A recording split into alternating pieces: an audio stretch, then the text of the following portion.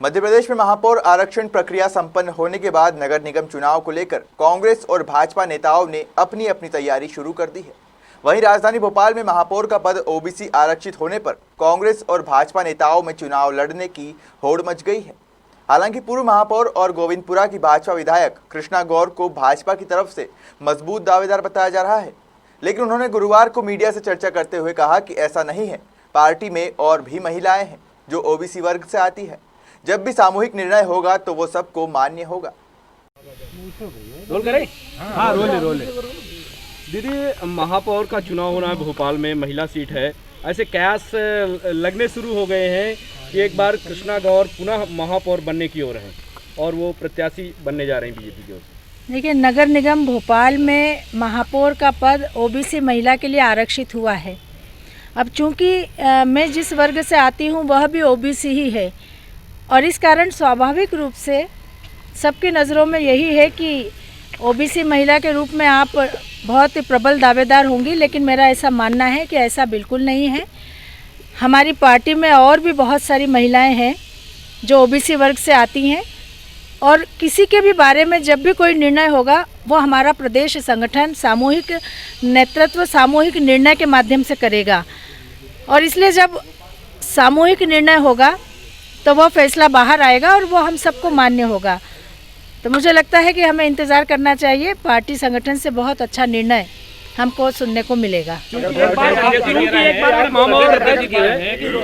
गैर विधायक हैं, हम उनको ज़्यादा तवज्जो दी जाएगी। बहुत अच्छी बात है। वैसे भी नेतृत्व का विकास तो होता ही रहना चाहिए और यदि बहुत अच्छे नेतृत्वकर्ता मिलते हैं पार्टी में तो निश्चित रूप से उस पर भी विचार करना चाहिए। मैं प्रदेश अध्यक्ष जी की बात से पूरी तरह से सहमत हूँ। देखिए, चुनाव तो दो दलों के बीच में होता है और इसलिए चुनाव जब होता है तो सामने और आमने दल होते हैं। मैं जिस विचारधारा के लिए काम कर रही हूँ मैं उसके लिए काम करूँगी और अन्य राजनीतिक दल जिस विचारधारा के लिए काम कर रहा है उसका प्रत्याशी उसके लिए काम करेगा।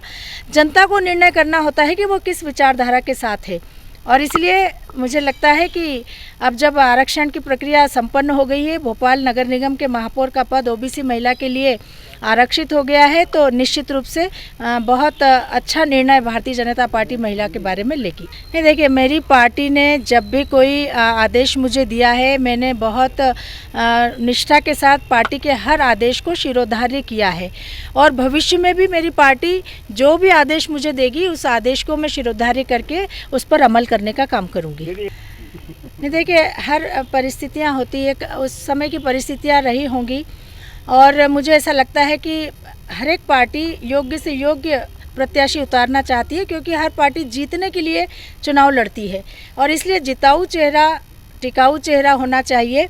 इस दृष्टि से पार्टी निर्णय लेती है।